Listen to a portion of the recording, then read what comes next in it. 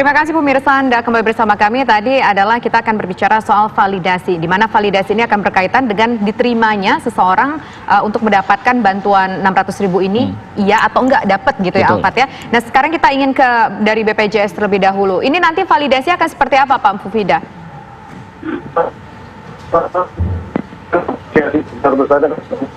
Yang perhatian kepada dunia pekerja tentunya.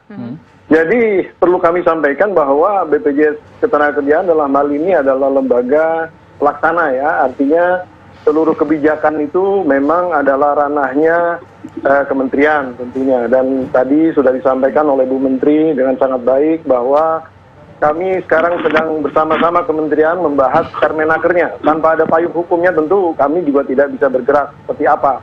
Di dalam konteks data itu sendiri, sebetulnya kalau misalnya kriterianya sudah jelas, data yang ada di kita ini cukup bagus ya. Dalam artian, kalau kita bicara pemetaannya, itu kita tinggal dalam waktu sekejap aja kita bisa dapat gambaran seseorang itu income-nya berapa, kemudian dia statusnya aktif atau tidak, tinggal di mana, bahkan sampai nama ibu kandung juga ada. Nah, hal-hal ini tentunya harus dijaga dengan baik di dalam konteks data tadi sehingga tidak disalahgunakan.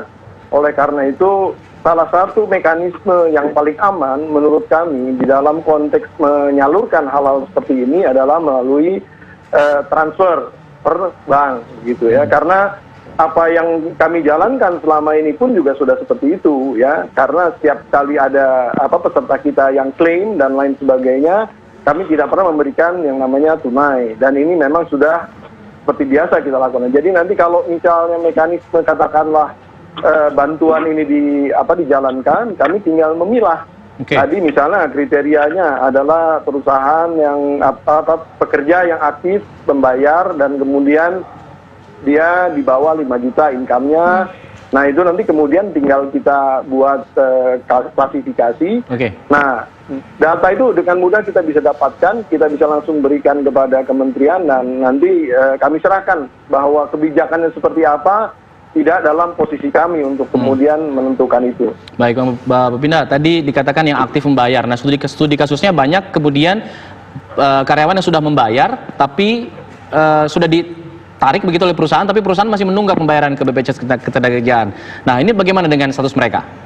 Ya, kalau kita bahas satu persatu kasus ya, kayak tadi hipotesanya gitu ya. Menunggak itu sendiri juga banyak spektrumnya. Menunggak ini menunggak kenapa? Kan gitu. Menunggak karena nakal, atau menunggak karena dia memang kesulitan usaha, atau menunggak karena memang sudah tutup perusahaannya. Ini macam-macam kriteria. Jadi akan sulit kita kemudian mengeneralisirnya. Tadi saya kembalikan lagi kepada basis kebijakan yang akan diisukan di dalam Permenaker tadi. Kalau kami sebagai pelaksana ya kami akan patuh. Saya sebagai Dewan Pengawas di BPJS tentu akan memastikan bahwa pelaksanaan yang sesuai dengan governance yang ada. Itu saja gitu. Baik, saya sekarang ingin ke Pengamat Kebijakan Publik. Pak Agus Pambagio, apakah kebijakan yang diambil pemerintah memberikan BLT Rp600.000 ini sudah tepat? Nah ini selalu tanya tepat atau tidak tepat ya. Gini, ini memang dilakukan oleh pemerintah melengkapi 9 bantuan sosial yang sudah diberikan kepada masyarakat, ya kan, mulai nasi bungkus sampai prakerja dan sebagainya, ada 9. Sekarang tambahan 1 lagi, orang yang bekerja dan menjadi anggota BPJS Ketenagakerjaan. Ini tidak terlampau sulit karena semua data tadi Pompida sudah sampaikan, ada semua. Cuman yang perlu diwaspadai oleh BPJS Ketenagakerjaan adalah ada atau banyak perusahaan yang mengangsur itu tidak sesuai dengan take home pay-nya.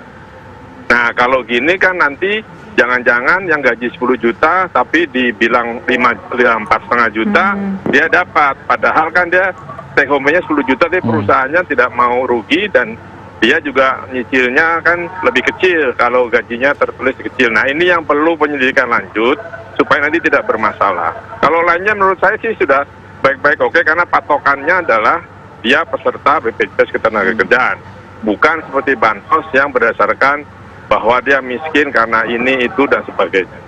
Oke. Pak Agus, bagaimana kemudian mengatasi kecemburuan sosial yang kemungkinan saja bisa saja muncul untuk karyawan honorer misalnya? Ada, kan masing-masing sudah dapat.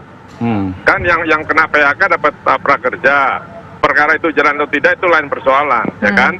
Yang informal dia ada bansos. Banyak kan, ada tadi saya katakan 9+1 sekarang 10. Jadi harusnya tidak perlu ada kecemburuan, cuman persoalannya bagaimana ketepatan, karena dari yang bansos itu, kebetulan saya terlibat di lingkungan saya, itu datanya data 2015, beda dengan BPJS Ketenagakerjaan, datanya kan updating setiap saat. Nah yang memang tadi yang saya katakan, kalau membayar tidak sesuai dengan THP, itu yang harus hati-hati. Oke, tapi di sisi lain juga ada beberapa pihak yang menilai sebaiknya bantuan seperti ini, uang seperti ini diserahkan kepada mereka yang bekerja di sektor informal dengan penghasilan. Kan sudah ada. Ini hanya khusus untuk pekerja yang dia bekerja di swasta, gaji kurang dari 5 juta, dan anggota atau masuk ke BPJS Ketenagakerjaan. Yang informal kan sudah ada bansos-bansos lain. Oke. Nah, kalau misalnya ini juga ada guru honorer, itu seperti apa? Ini karena kita juga membaca ada sebuah suara dari guru-guru honorer begitu ya. Mereka dibilang ASN bukan ASN, swasta juga bukan swasta, dapat gaji juga cuma dapat bantuan itu sekitar Rp150.000 saja sebulannya. Nah, ini bagaimana? Ya itu masuk ke bansos baik yang wilayah maupun yang pusat. Karena dia bukan ASN. Kalau ASN juga tidak dapat karena dia dapat gaji ke-13 kan begitu. Jadi semuanya harus adil nih, harus sama. Nah lalu tugas pemerintah adalah tadi kalau seperti Anda katakan bahwa dia honorer atau PKWT atau apapun namanya, itu masuk di mana? Kalau menurut saya itu sudah dimasukkan di bansos, makanya data bansos itu harus jelas. Oke, tapi dari kacamata Pak Agus, ada sektor-sektor lain yang mungkin belum tercover oleh seluruh akses bantuan dari pemerintah ini?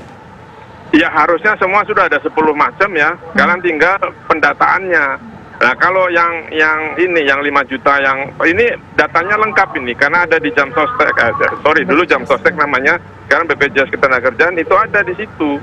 Jadi harusnya tidak persoalan soal data, yang menjadi persoalan dia di luar itu. Yang mana datanya data bansos, datanya kebanyakan 2015, sekarang 2020. Angkanya sudah berlipat yang miskin. Nah, di situ yang harus dibereskan. Di situ kan ada peraturan Presiden 39 tahun 2019 soal data satu Indonesia. Itu dibereskan dulu, itu ada di Bappenas. Baik, terima kasih Pak Agus, terima kasih Pak Pupida. Nanti kita akan tunggu bagaimana semuanya, ya penerapannya untuk ke depannya. Selamat sore. Selamat sore. Selamat sore semuanya.